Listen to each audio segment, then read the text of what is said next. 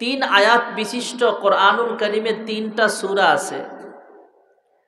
তিন আয়াত বিশিষ্ট একটা সূরা হলো সূরাতুল কাউসার, মুখস্থ করেন, সূরাতুল কাউসার। তিন আয়াত বিশিষ্ট আরেকটা সূরা হলো সূরায়ে নাসর, সূরায়ে ইযা জাআ নাসরুল্লাহ। তিন আয়াত বিশিষ্ট আরেকটা সূরা হলো সূরাতুল আসর। আমি যেই সূরা সম্পর্কে সামনে রেখে কিছু কথা বলবো। এই সূরার আয়াত সংখ্যা মাত্র 3টা, কিন্তু অনেক দামি একটা সূরা।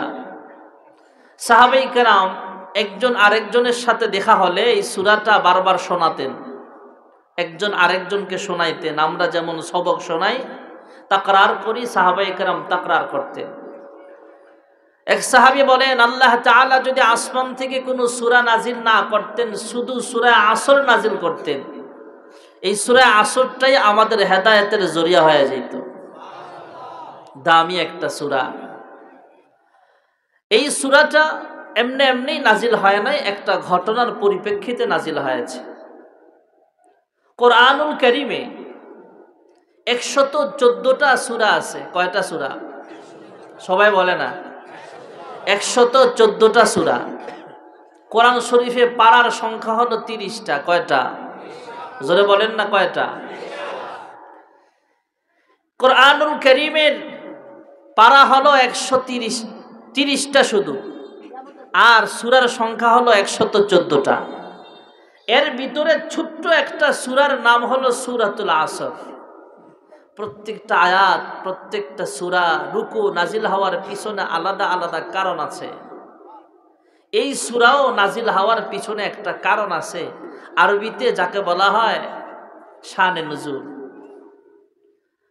আমার আপনার নবী, বিশ্ব নবী রাহমাতুল লিল আলামিন, ওনার সাহাবায়ে কেরামদের সংখ্যা ছিল 100 লক্ষ সাহাবী।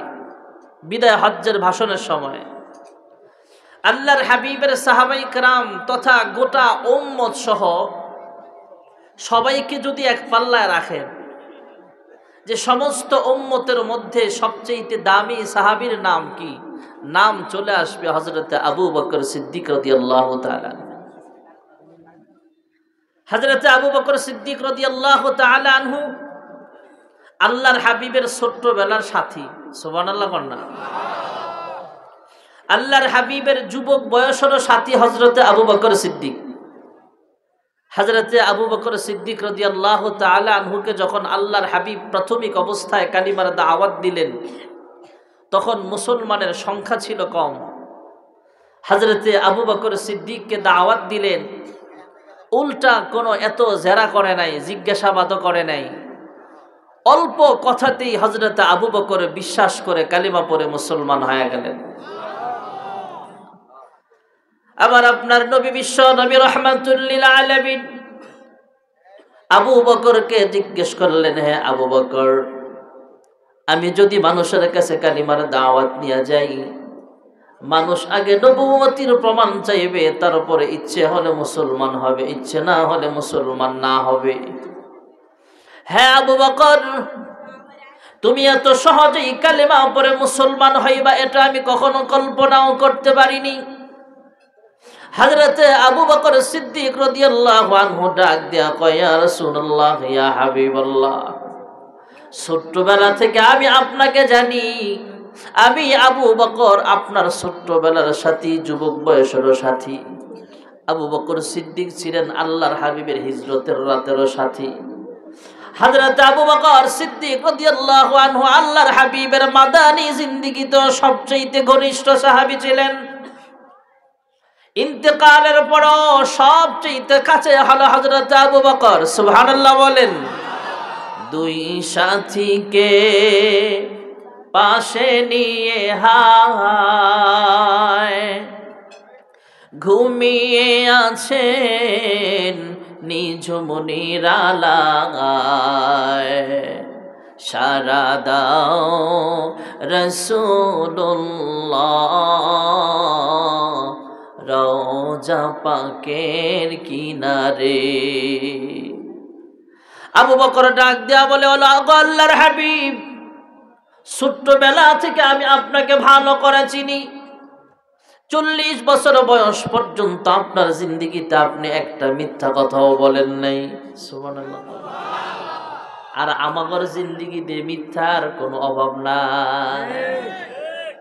ক্ষমতা পাবার আগে মনটা ভালো থাকে, পথে ঘাটে পায়ে যাকে সালামটা দেয় তাকে।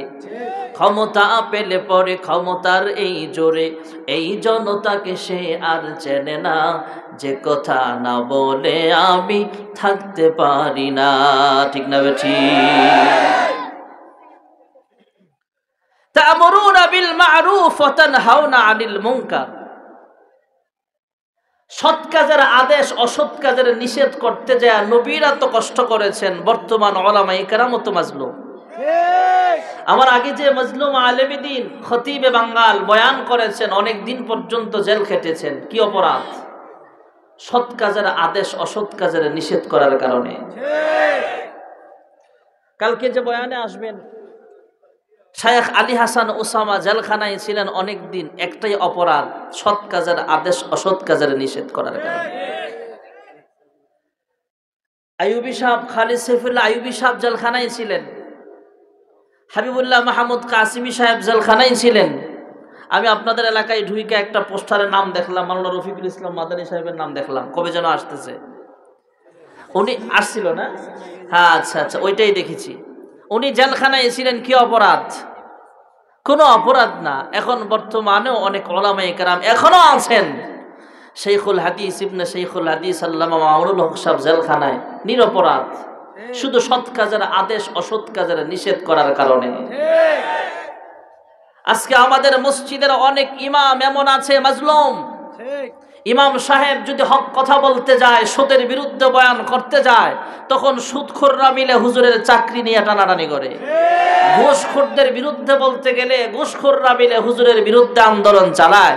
কোন বক্তা যদি হক কথা বলতে যায়, তখনও বক্তাকে অপমান করার জন্য কিছু নাস্তিক আমাদের সমাজে আছে না নাই? আমরা উলামায়ে কেরাম বলি, কয়েকদিন আগে মুফতি আমির হামজাও মুক্তি পেয়েছেন। এমন অসংখ্য উলামায়ে কেরাম জেল খেটেছেন, এখনো অনেকে জেলখানায় আছে। ওরে ভাই, উলামায়ে কেরামকে জেলখানায় আছে, জেলখানায় নিবা সেই ভয় দেখায় লাভ নাই।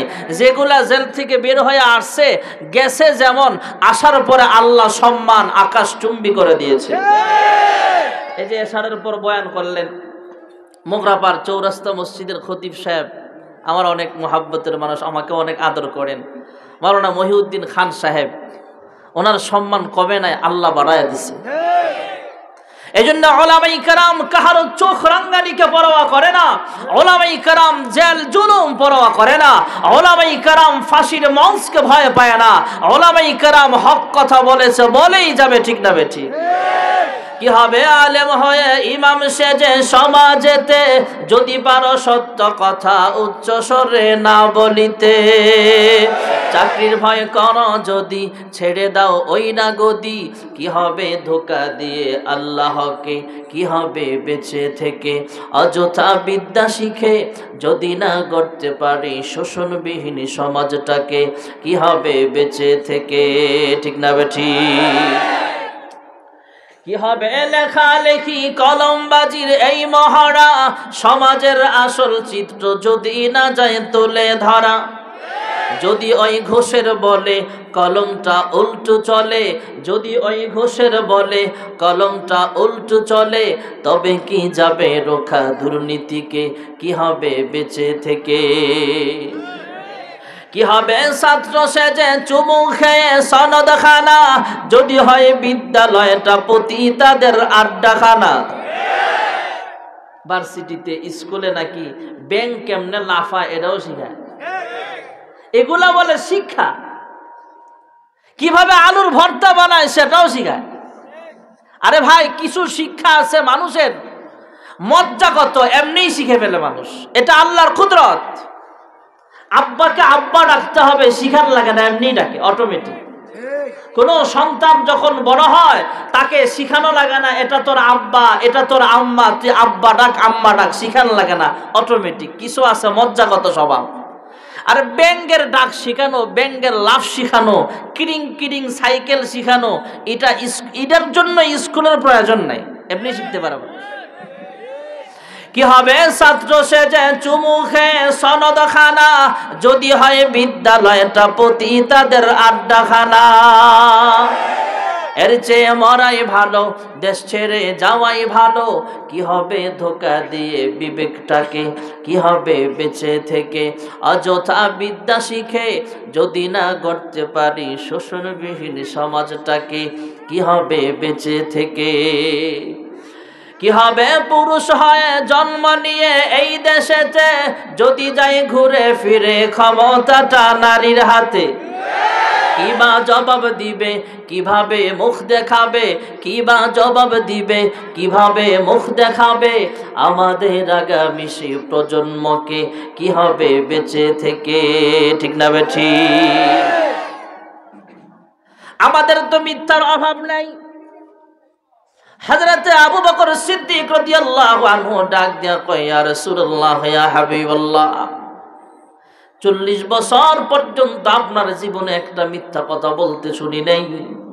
আজকেও যখন বলেছেন আপনি নবুয়তি লাভ করেছেন, আপনার কথার ভিতরে বিন্দু পরিমাণ কোনো সন্দেহ করি নাই। 100% ইয়াকিন হয়ে গেছে আপনি আসলেই আল্লাহর পাঠানো পয়গম্বর। এই জন্য আমি আবু বকর কালিমা পড়ে মুসলমান হয়ে গেলাম। হযরত আবু বকর সিদ্দিক রাদিয়াল্লাহু আনহু মুসলমান হয়ে গেলেন। মুসলমান হওয়ার পরে হযরত আবু বকর সিদ্দিক রাদিয়াল্লাহু তাআলা আনহু, এর আগে তো অনেক বড় বিজনেসম্যান ছিলেন, আরবের মধ্যে একজন ধনী মানুষ ছিলেন, ব্যবসায়িক ছিলেন।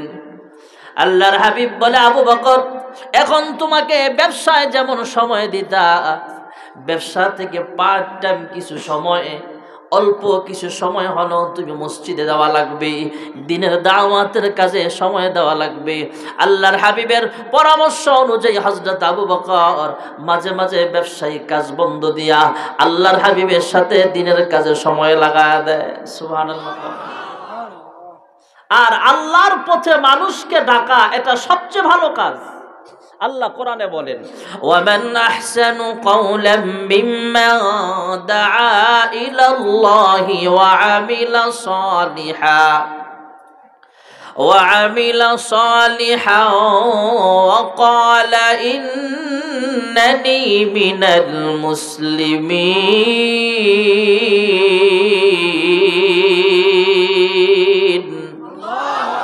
আল্লাহু আকবার যেহেতু বলছেনই, একটু মোহাব্বতে জোরে আল্লাহু আকবার। মানুষ অনুযায়ী আওয়াজ হয় না, আরো জোরে মোহাব্বতে আল্লাহু আকবার। এদেশে আল্লাহু আকবারের সুরে সূর্য উঠে, এদেশে আল্লাহু আকবারের সুরে সূর্য ডুবে। এদেশের মাল্লা মাঝি কৃষক শ্রমিক সবার ঠোঁটে শোনো রে লা ইলাহা ইল্লাল্লাহর জিকির উঠে, ঠিক না বেঠিক? ইমানের তপ্ত আগুন জ্বলছে সবার বুকে বুকে, সে আগুন দেশ হতে দেশ দেশান্তর জ্বলতে হবে। এদেশে আল্লাহু আকবারের সুরে সূর্য উঠে, এদেশে আল্লাহু আকবারের সুরে সূর্য ডুবে। জোরে আল্লাহু আকবার। হযরত আবু বকর সিদ্দিক রাদিয়াল্লাহু তাআলা আনহু আল্লাহর পথে সময় ব্যয় করেন, ব্যবসায় সময় কম দেয়। কিছুদিন যাবার পর আল্লাহর হাবিব আবার বলে, আবু বকর, এখন তোমাকে ব্যবসায় সময় একবারে কম দেওয়া লাগবে, আল্লাহর কাজে তোমাকে সময় বেশি দেওয়া লাগবে। এমন করে করে দেখা যায় 23 ঘন্টায় 24 ঘন্টার ভিতরে 24টা ঘন্টার মধ্যে অধিকাংশ সময় হযরত আবু বকর দিনের কাজে সময় ব্যয় করে। এদিক দিয়ে দোকানে বসার সময় পায় না, বিজনেসে সময় দেওয়ার টাইম নাই। আল্লাহ রাস্তায় ওনার সময়টা ওয়াকফ করার কারণে ওনার দোকানপাট আস্তে আস্তে বন্ধ হয়ে যাওয়ার উপক্রম হয়ে গেল। ব্যবসা বাণিজ্যের হাল একবারে ছেড়ে দিয়েছে, তাই ব্যবসা আস্তে আস্তে কমে গেল। আগের মতো আর ব্যবসা হয় না, ব্যবসায় সময় দিতে পারে না, দোকানে সময় দিতে পারে না, তাই তার ব্যবসা কমে গেল। আস্তে আস্তে পুঁজি কমতে কমতে এক পর্যায়ে দোকানটা পর্যন্ত বিক্রি করে দিল। আবু বকর কয়, আমার দোকানপাট সব আমি গুছায় নিলাম, সব বিক্রি করে দিলাম, পুরাতন মাল যা আছে সব কম দামে বিক্রি করে দিলাম, আমার সময়টা আল্লাহর রাস্তায় দেওয়ার জন্য। সুবহানাল্লাহ। আমি আপনাদের একটা কথা জিজ্ঞেস করি, আপনি যদি বারোদি বাজারে একটা দোকান দেন, ভালো ব্যবসা হয়, কাপড়ের দোকান বা যে কোনো একটা দোকান দিলেন, আপনি সপ্তাহের মধ্যে একদিন ব্যবসা করেন, 6 দিন বসেনি না, ব্যবসা থাকবো? 7 দিনের 7 দিন দোকানদারি করে তো টিকা যায় না। এখন ব্যবসা হলো কম্পিটিশন, কার চেয়ে বেশি কে ব্যবসা করতে পারে, কাস্টমার কে বেশি টানতে পারে দোকানে। এখন আপনি সপ্তাহের মধ্যে যখন নাকি 2টা দোকান 5টা দোকানের মধ্যে একটা দোকান যদি সপ্তাহের মধ্যে 6 দিন বন্ধ, একদিন খোলেন তো অল্প সময়ের জন্য দোকান চলবো? আবু বকরের হালাত হয়েছে এমন, ব্যবসা একদম লাস্ট পর্যন্ত দোকানও বিক্রি করছে।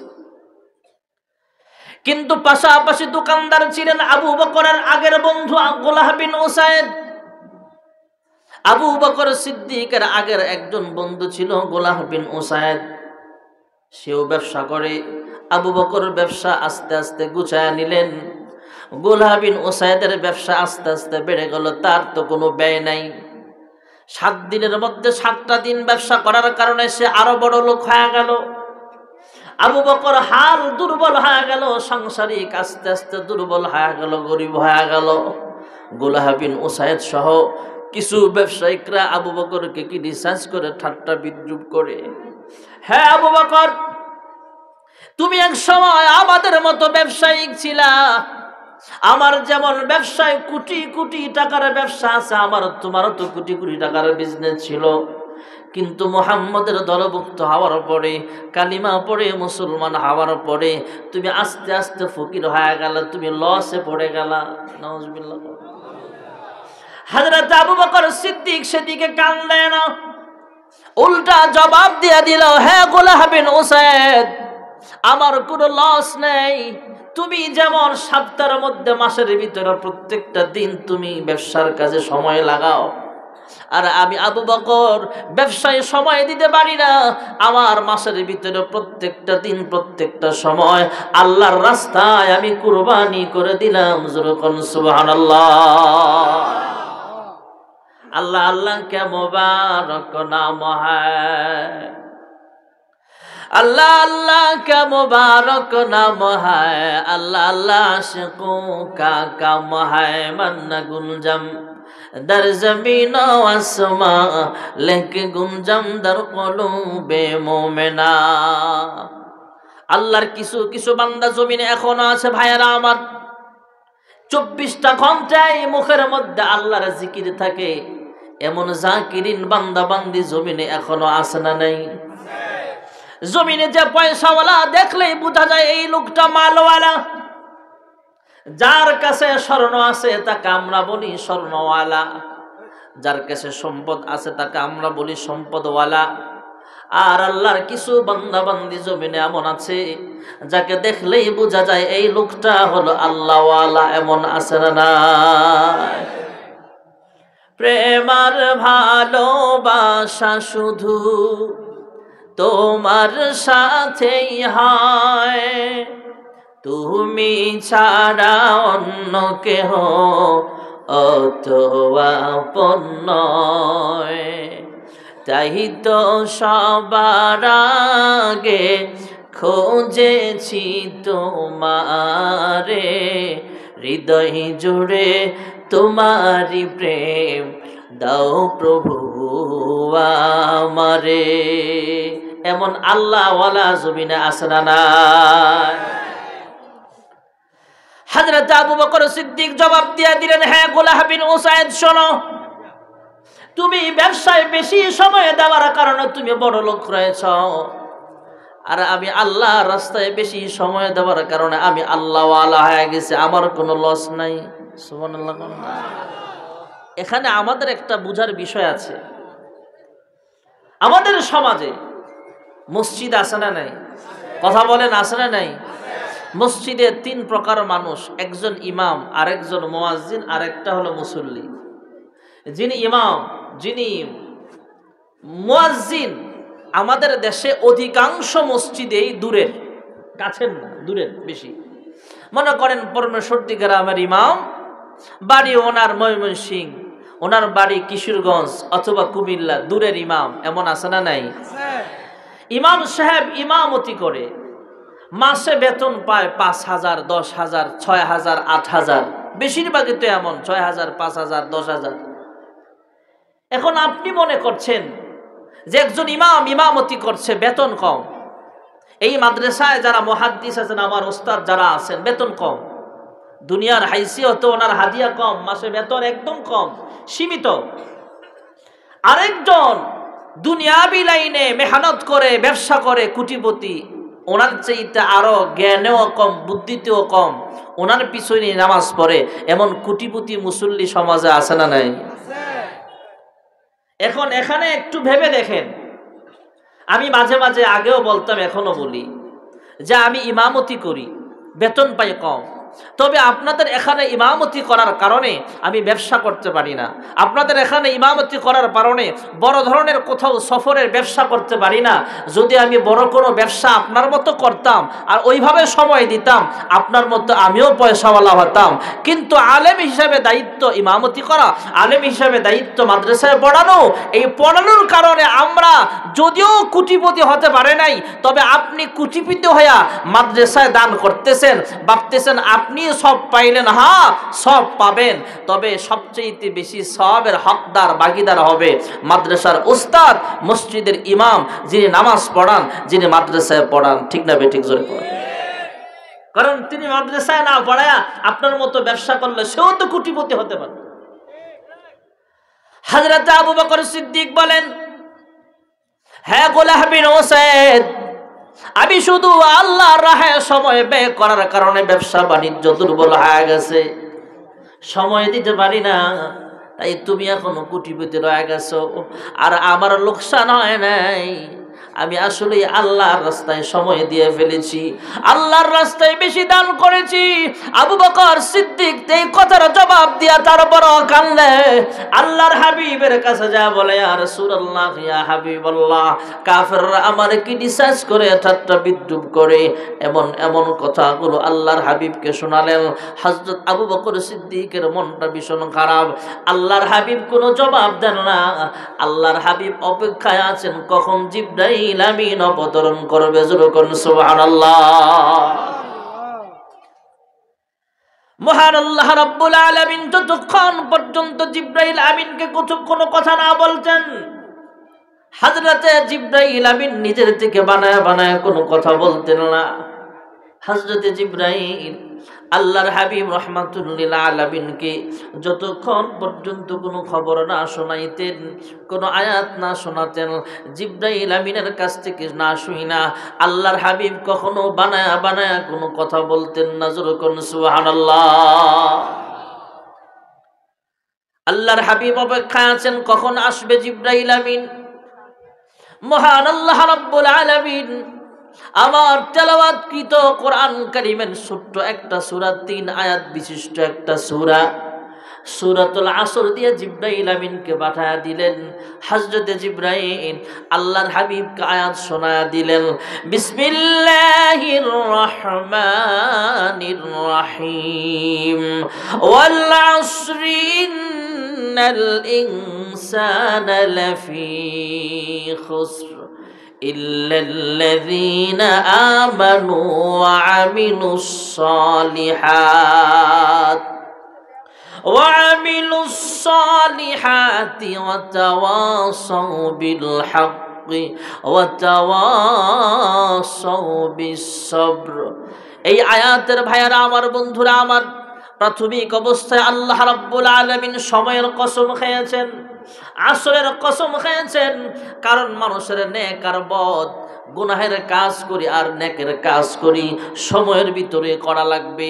কারণ আমাদের লাইফটা, আমাদের সময়, আমাদের প্রত্যেকটা সেকেন্ড, আমাদের হায়াত হলো আমাদের সময়। সুবহানাল্লাহ। আমার আগে জুনায়েদ আল হাবিব সাহেব বলে গেছেন, আমার উস্তাদ মুফতি হাতেম দামার বরকাতুল্লাহ আলী এখনো জিন্দা আছেন, কিন্তু ওনার একজন হুজুরের সন্তান নজরুল ভাই দুনিয়া থেকে বিদায় হয়ে গেলেন। এর দ্বারা বোঝা গেল দুনিয়াতে আসার সিরিয়াল আছে, যাওয়ার কোনো সিরিয়াল। হায়াতের মালিক জোরে বলেন কে? আরো আসতে কোন? মরণ দেওয়ার মালিক জোরে বলেন কে? সন্তান দেওয়ার মালিক কে? আমাদের দেশের কিছু মানুষ তো বাবার কাছে যায় সন্তান চায়, একটা সন্তান দে রে বাবা, একটা সন্তান দে। আপনারে কি দিব? অনেক বাবার তো নিজেরই সন্তান নাই। এই কথা এভাবে না বলে সুন্দর করে বললেই তো হয়, একটা সন্তান দে রে আল্লাহ, একটা সন্তান দে, ঠিক কিনা? তাহলে হায়াতের মালিক কে? মরণ দেওয়ার মালিক? আসতে কয়, জোরে বলেন। সন্তান দেওয়ার মালিক? এগুলা বললে ঈমান তাজা হবে। আপনার আমার মালিক কে? الذي خلق الموت والحياة ليبلوكم أيكم أحسن عملا وهو العزيز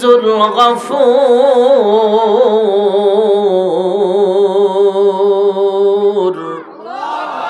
হায়াতের মালিক জোরে বলেন কে? আমাদের হায়াতটা হলো সময়। মহান আল্লাহ রাব্বুল আলামিন সময়ের কসম খেয়েছেন, কারণ মানুষের এই সময়ের অনেক দাম। এই মানুষ 80 বছর 90 বছর পর্যন্ত গুনাহ করেছে। 80 বছর 90 বছর পর্যন্ত একটা মানুষ গুনাহে জড়িত ছিল। সারা জীবন এই মানুষটা সনামের সামনে মাথা নত করেছে, মূর্তির সামনে মাথা নত করেছে। ভাইয়েরা আমার, সারা জীবন মূর্তির নামের জিকির করেছে, ইয়া সনাম বলে জিকির করেছে সব সময়। বৃদ্ধ বয়সে হঠাৎ করে মুখ পিছলায়া ইয়া সনাম বলতে বলতে মুখ পিছলায়া একটা আয়াত বের হয়ে গেছে, একটা নাম বের হয়ে গেছে। সনামের পরিবর্তে মালিকের একটা সিফতি নাম সমাদ জবান দিয়া বের হয়ে গেছে। জোরে কোন সুবহানাল্লাহ। মূর্তির আরবি নাম হলো সনাম, আর সামাদ কার নাম? আস্তে দি কয়, জোরে বলেন। কুল হুয়াল্লাহু আহাদ আল্লাহুস সামাদ লাম ইয়ালিদ ওয়া লাম ইউলাদ ওয়া লাম ইয়াকুল লাহু কুফুয়ান আহাদ। সামাদ কার নাম? আরো জোরে কোন কার? ইয়া সনাম বলতে বলতে ঠুট পিছলা যখন ভুলবশত সমাদ নামটা বের হয়ে গেছে, গায়েব থেকে আওয়াজ আসে, লাব্বাইকা ইয়া আব্দি। এই লোকটা ঘাড় ঘোরায় চতুর্দিকে ঘুরায় ঘুরায় চোখটা বুলায় বুলায় দেখে কোথাও কেউ নাই। কে তুমি? গায়েব থেকে আওয়াজ আসে, হ্যাঁ আমার বান্দা, সারা জিন্দেগি সমাদ কোনোদিন বলো নাই, সবসময় সনাম বলে তুমি জিকির করলা, কোনোদিন মূর্তি তোমার ডাকে সাড়া দিল না। আজকে ভুল বশত হলো সমাজ যখন বলে ফেলেছ, আর আমি আল্লাহ যদি তোমার ডাকে সাড়া না দেই, হে বান্দা, তাহলে সনাম আর সমাদের মধ্যে কোনো ব্যবধান থাকে না। তাই ভুলে হলেও যখন তুমি সমাদ বলে ফেলেছ, তোমার ডাকের সাড়া দিলাম। বাকি জিন্দিগিটা যদি সমাদের গোলামি করতে পারো, তোমার পিছনের জিন্দিগির সব গুনাহ মাফ করে দিয়া তোমার নামটা আমি আল্লাহ জান্নাতি খাতার মধ্যে লিখিয়া দেব। একটু আগে যে সূরা তেলাওয়াত করলাম, বিসমিল্লাহির রহমানির রহিম, কুল হুয়াল্লাহু আহাদ আল্লাহুস সামাদ লাম ইয়ালিদ ওয়া লাম ইউলাদ ওয়া লাম ইয়াকুল লাহু কুফুয়ান আহাদ। একটা সূরা পড়তে আধা মিনিট বা 1 মিনিট সময় লাগে। এর দাম আল্লাহর কাছে 10 পারা কোরআন তেলাওয়াতের সমান মর্যাদা। জোরে কোন সুবহানাল্লাহ। 2 বার হয়ে গেল, আরেকবার পড়ি, সবাই আমার সাথে পড়েন। বিসমিল্লাহির রহমানির রহিম, কুল হুয়াল্লাহু আহাদ আল্লাহুস সামাদ লাম ইয়ালিদ ওয়া লাম ইউলাদ ওয়া লাম ইয়াকুল লাহু কুফুয়ান আহাদ। এক পারা, এক খতম কোরআন তেলাওয়াতের সওয়াব প্রত্যেকের আমলনামায় অলরেডি লেখা হয়ে গেছে। সুবহানাল্লাহ। আর জোরে কোন। অল্প সময় লাগছে, এই সময়ের দাম জোরে কোন আছে না নাই?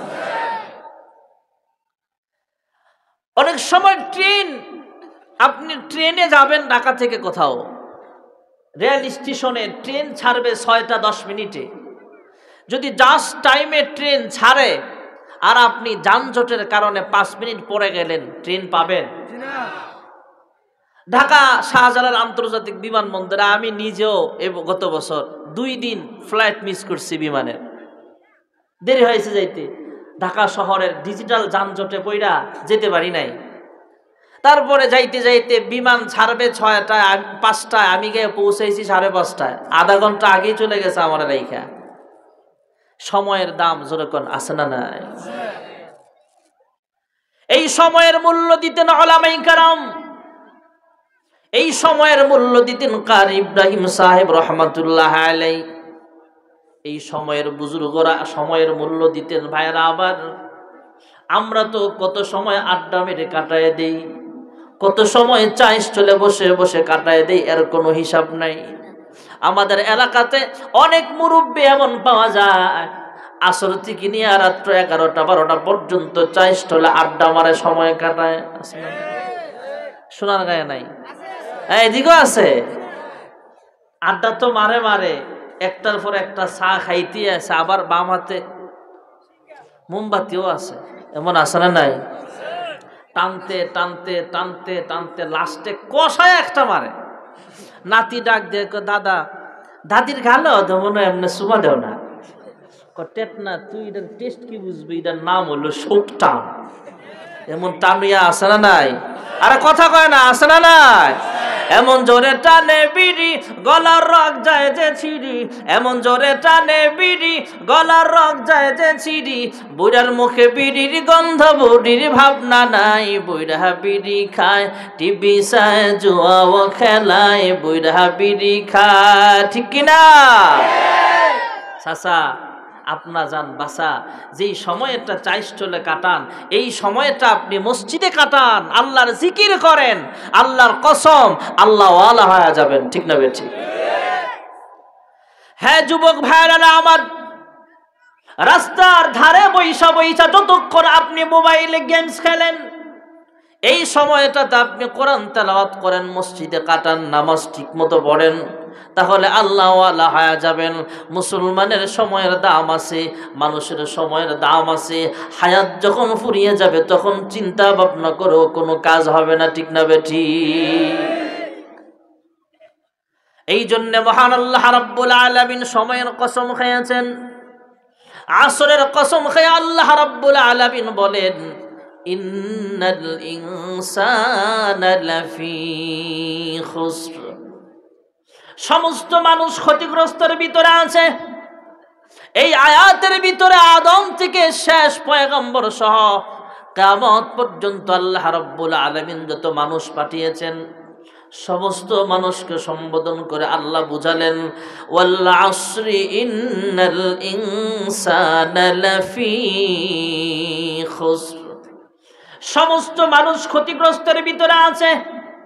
এরপরে আল্লাহ রাব্বুল আলামিন কিছু মানুষকে আয়াত থেকে বের করেছেন, ইস্তিসনা করেছেন মহান আল্লাহ রাব্বুল আলামিন, ইল্লাল্লাযীনা আমানু ওয়া আমিলুস সালিহাত ওয়া তাওয়াসাউ বিল হাক্কি ওয়া তাওয়াসাউ বিস সাবর। আল্লাহু আকবার। আল্লাহ রাব্বুল আলামিন 4টা গুণ এখানে পেশ করেছেন। এই 4 গুণ যার ভিতরে আছে সে সাকসেসফুল মানুষ, কামিয়াব মানুষ, সে ক্ষতিগ্রস্তের দলে অন্তর্ভুক্ত নয়। ক্ষতিগ্রস্ত নয়, সমস্ত মানুষ ক্ষতিগ্রস্ত, কিন্তু যার ভিতরে 4টা গুণ আছে, এই 4 গুণওয়ালা মানুষ কখনো ক্ষতিগ্রস্ত হতে পারে না। সুবহানাল্লাহ। 1 নম্বরের গুণ হলো ঈমান। কুলু লা ইলাহা ইল্লাল্লাহ তুফলিহুন। আল্লাহর হাবিব রাহমাতুল লিল আলামিন সহ আদম থেকে ঈসা নবী সহ আমার আপনার নবী বিশ্ব নবী রাহমাতুল লিল আলামিন সহ সমস্ত আম্বিয়া আলাইহিমুস সালাম কালেমার পথে মানুষকে দাওয়াত দিয়েছেন। কুলু লা ইলাহা ইল্লাল্লাহ, তোমরা পড়ে নাও লা ইলাহা ইল্লাল্লাহ। আমরা পড়ে নিয়েছি লা ইলাহা ইল্লাল্লাহ, অন্তরে বিশ্বাস করে নিয়েছি, কাজে পরিণত করতেছি, এর নাম হলো ঈমান। এরপরে হলো নেক আমল। 2 নম্বরের গুণ হলো নেক আমল। 3 নম্বরের গুণ হলো ওয়াতাওয়াসাউ বিল হক তা'মুরুনা বিল মা'রুফ ওয়া তানহাউনা আনিল মুনকার, সৎ কাজের আদেশ অসৎ কাজের নিষেধ করা। আর 4 নম্বরের গুণ হলো সৎ কাজের আদেশ অসৎ কাজের নিষেধ করতে গেলে বাধা বিপত্তি পরীক্ষা যখন আসে না নাই, বাধা বিপত্তি যখন চলে আসবে তখন ধৈর্য ধারণ করা। যারা ধৈর্য ধারণ করবে, নেক আমল করবে, আর এইভাবে ঈমান নেক আমল। আরেকটা গুণ হলো সৎ কাজের আদেশ অসৎ কাজের নিষেধ, আরেকটা গুণ হলো ধৈর্যের পরীক্ষা। এই 4 গুণ যার ভিতরে থাকবে সে ক্ষতিগ্রস্ত নয়, বরং তারা সাকসেসফুল কামিয়াব মানুষ। এই মানুষগুলোকে মহান আল্লাহ রাব্বুল আলামিন বিনা হিসাবে জান্নাতুল ফেরদাউসের মেহমান বানায় দিবে।